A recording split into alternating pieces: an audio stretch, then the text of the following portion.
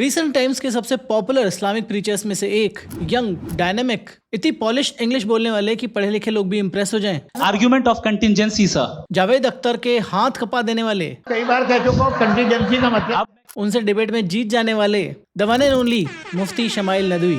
आज का वीडियो मुफ्ती शमाइल के कुछ दावे और दलीलों की पड़ताल करने के लिए। जावेद अख्तर और मुफ्ती शमाइल नदवी की डिबेट पर हम ऑलरेडी 2 वीडियो बना चुके हैं, तो उसे इस वीडियो से अलग रखेंगे। वैसे भी इस वीडियो के लिए हमारे पास बहुत कुछ है अनपैक करने के लिए। असली मुफ्ती शमाइल नदवी दिल्ली के पॉलिश्ड स्टेज पर नहीं मिलता, वो मिलता है उन छोटे वर्नैक्युलर काफी अनडेटेड क्लिप्स में जो उनके कोर ऑडियंस के लिए बनाई गई है। तो इस वीडियो को उनकी 2 खुदा की दलील से शुरू करेंगे, फिर कॉन्स्टिट्यूशन, फिर औरतों के बारे में उनके विचार, संगीत के बारे में, क्रेडिट कार्ड और कर्जे के बारे में, इन सब के बारे में उनके विचार जानेंगे। ये आपको अलग अलग टॉपिक्स लगेंगे, लेकिन एंड तक इन सब में आपको एक ही पैटर्न बार बार दिखेगा, और यही पैटर्न, यही मैकेनिज्म मुफ्ती शमाइल नदवी बार बार यूज करते हैं।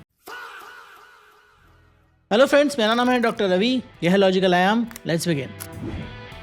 अगले 3 मिनट्स के अंदर हम ये जानेंगे कि इस कायनात को चलाने वाला खुदा एक ही क्यों है। अब इस दलील को हम कई हिस्सों में तोड़ेंगे क्योंकि ये काफी लंबी रील है। अगर इस जमीन और आसमान में, इस कायनात में एक से जायद खुदा होते तो ये कायनात तबाह हो जाती और खत्म हो जाती। इस चीज को समझना कोई मुश्किल नहीं है, बल्कि इस चीज को हम बहुत ही सिंपल सी मिसाल के जरिए समझ सकते हैं। इमेजिन करें कि एक कार है और उस कार के चलाने वाले 2 ड्राइवर्स हैं, और दोनों के पास इंडिपेंडेंट विल है और दोनों के पास कंप्लीट कंट्रोल है स्टीयरिंग पर। क्या ये कार प्रिसाइजली अच्छे अंदाज में चलते रह पाएगी?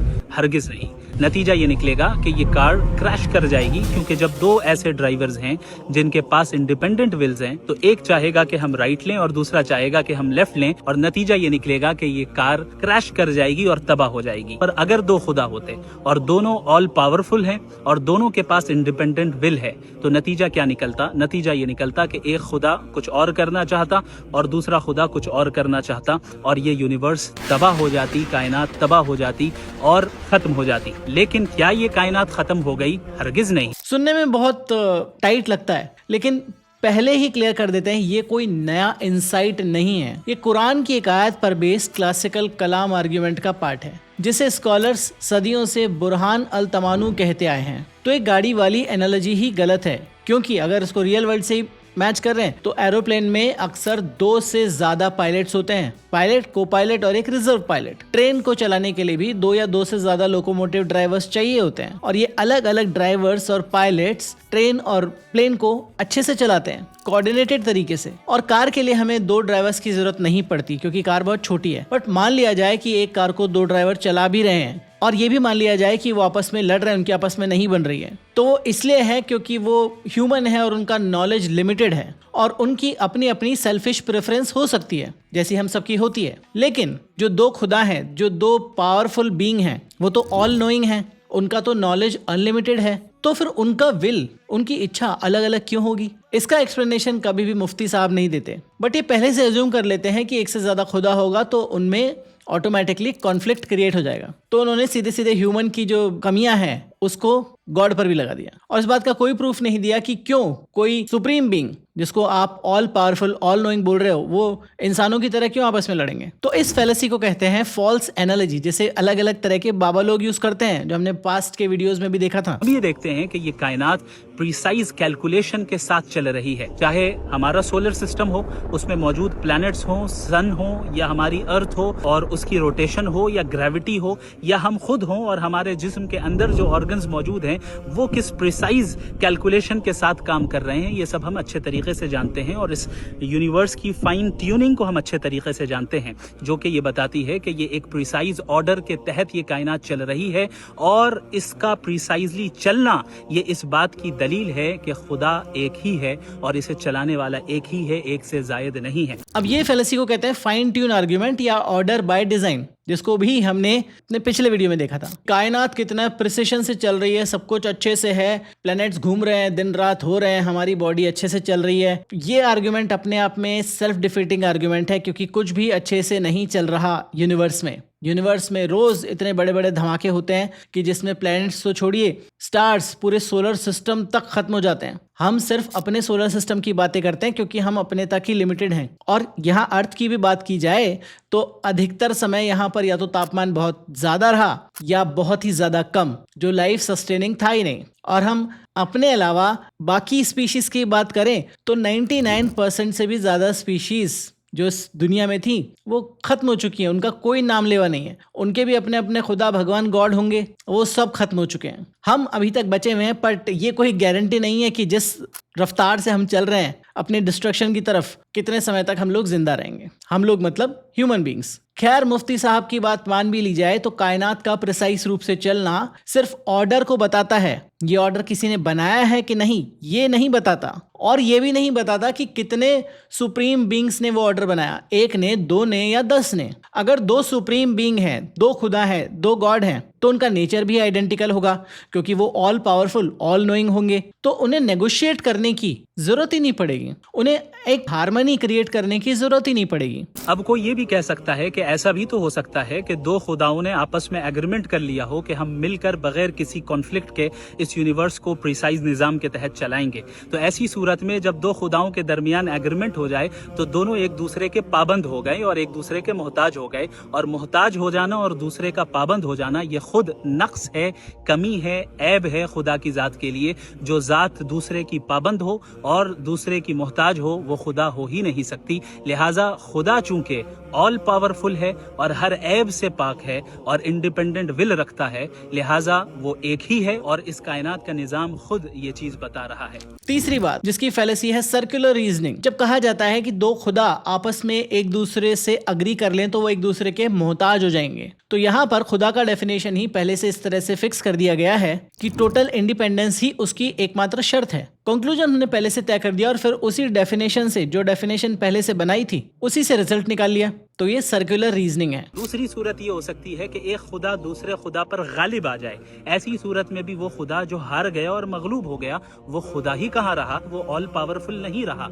और खुदा ऑल पावरफुल है जो कभी नहीं हारता। और लास्ट की फैलेसी है फॉल्स ट्रायलेमा। मुफ्ती साहब सिर्फ 2 ही ऑप्शन देते हैं, या तो 2 खुदा के बीच में कॉन्फ्लिक्ट होगा या 2 खुदा एक दूसरे को हराने की या डोमिनेट करने की कोशिश करेंगे। एक तीसरा ऑप्शन भी है जो हमसे छुपाया जाता है। अगर 2 खुदा हैं और वो ऑल पावरफुल, ऑल नोइंग हैं, तो वो अपने अपने डोमेन्स बांट सकते हैं, जैसा पॉलीथीज्म की फिलॉसफी में अक्सर होता है। जैसे हिंदुइज्म में इस तरह की चीजें होती हैं कि एक तरह का जो भगवान है वो एक डोमेन देखता है और दूसरे तरह का भगवान दूसरे डोमेन देखता है। पर तो भी उन सभी के अंदर इंडिपेंडेंट सोवेरेंटी नहीं होती, सभी को एक ही माना जाता है। At the end of the day एक ही ब्राह्मण के रूप में उन्हें देखा जाता है। एक खुदा को मानना और तौहीद को मानना, वननेस ऑफ गॉड को मानना, ये कोई अंधी तकलीद नहीं बल्कि एक लॉजिकल नेसेसिटी है।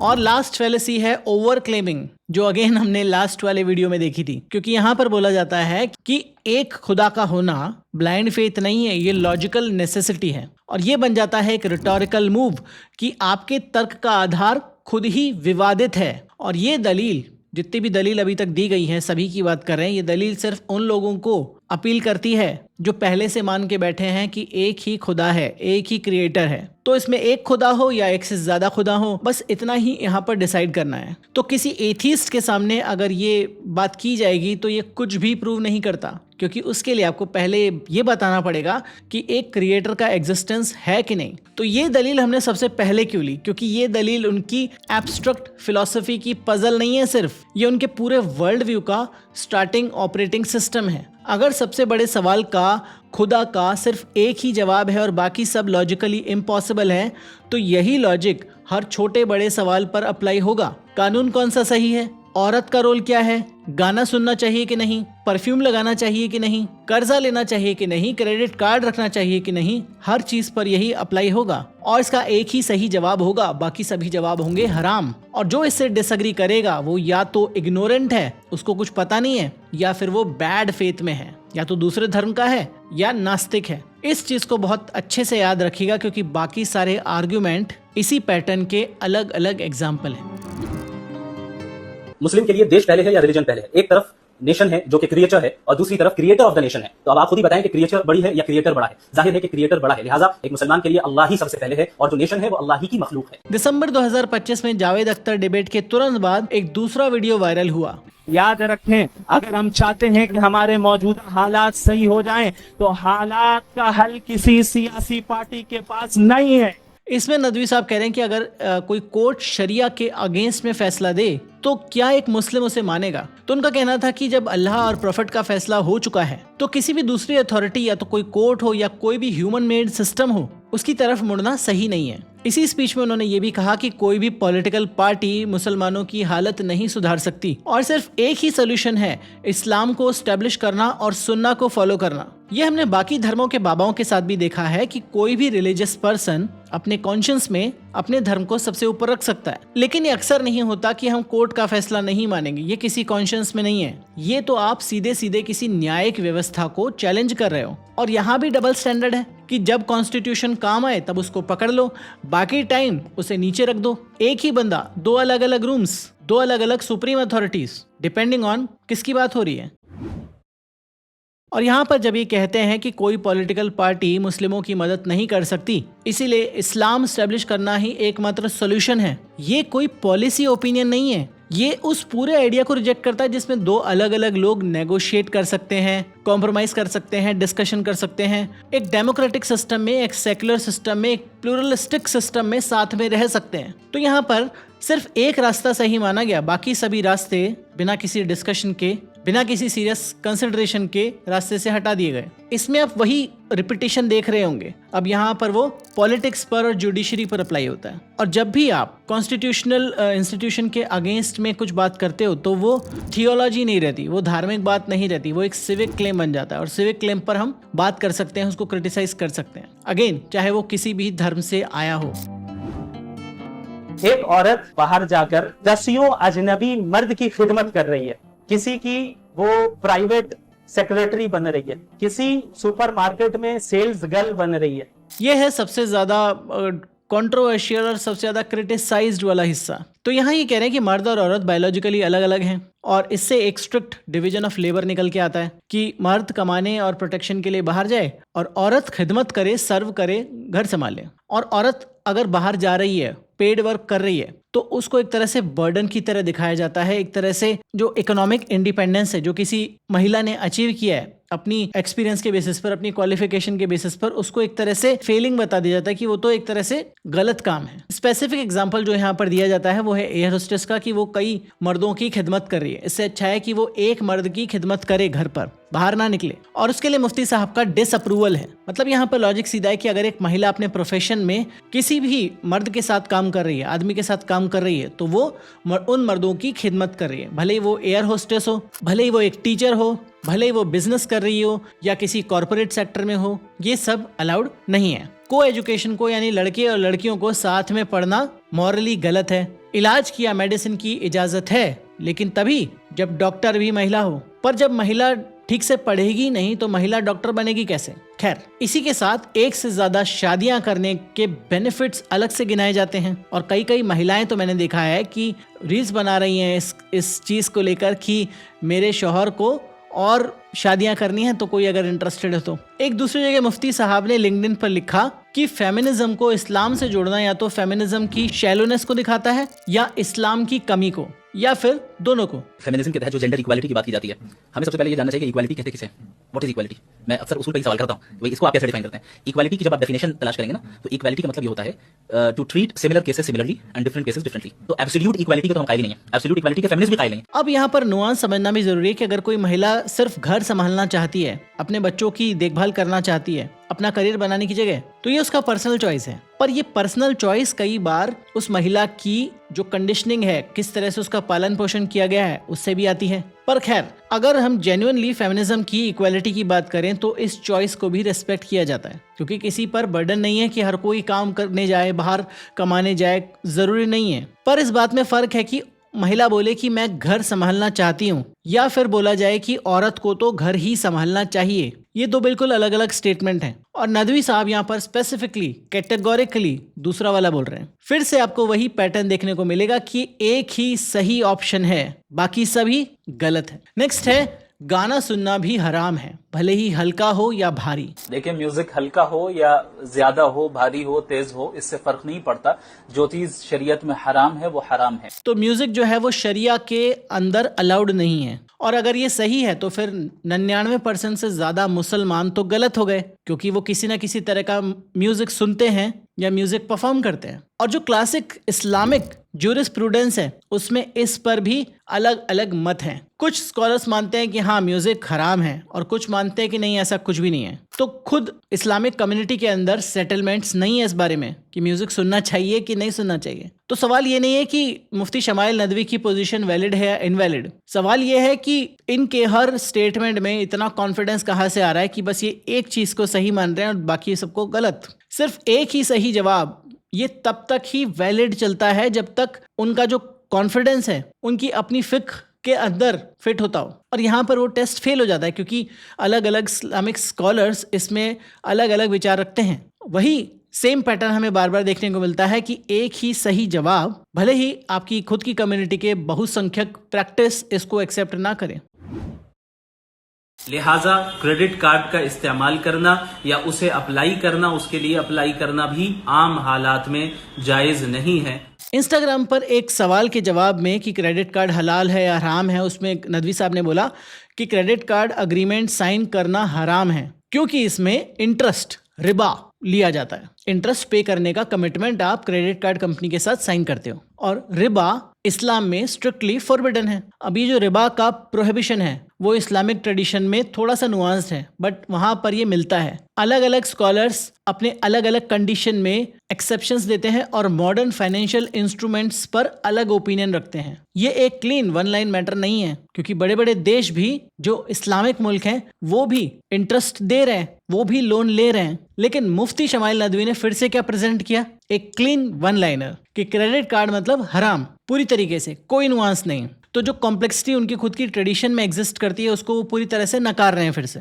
अब बात करते हैं पूरे पैटर्न की, इसको एक तरीके से समझने के लिए। सबसे पहले खुदा सिर्फ एक ही हो सकता है, बाकी लॉजिकली इम्पॉसिबल है उनके हिसाब से। कानून सिर्फ एक ही शरिया सुप्रीम है और कोर्ट का फैसला भी उससे नीचे है। पॉलिटिक्स सिर्फ इस्लाम ही इस्टेब्लिश करना सही है, बाकी सब गलत है। औरत का एक ही करेक्ट रोल है, घर में शोहर की खिदमत करना, बाहर जाकर काम करना गैर वाजिब है। म्यूजिक सिर्फ एक ही करेक्ट पोजिशनिंग है कि म्यूजिक हराम है, बाकी सब गलत है। फाइनेंस में एक ही करेक्ट सिस्टम है कि क्रेडिट कार्ड या लोन हराम है क्योंकि रिबा अलाउड नहीं है। अब ये कोई रैंडम कंट्रोवर्शियल ओपिनियन का कलेक्शन नहीं है। यहाँ पर आपको एक क्लियर पैटर्न दिखता है जहाँ पर हर डोमेन ऑफ लाइफ, थियोलॉजी से लेकर पर्सनल रिलेशन से लेकर फाइनेंशियल इंस्टीट्यूशन से लेकर एंटरटेनमेंट तक सभी कुछ इंक्लूड किया हुआ है। और यहाँ पर एक ही बाइनरी सिस्टम है, बीच में कुछ नहीं, नो नुआंस। आज की फास्ट चेंजिंग मॉडर्न दुनिया में जहाँ हर चीज कंफ्यूजिंग लगती है, नेगोशिएबल लगती है, नुआंस लगती है, वहां पर अगर आपको बोले कोई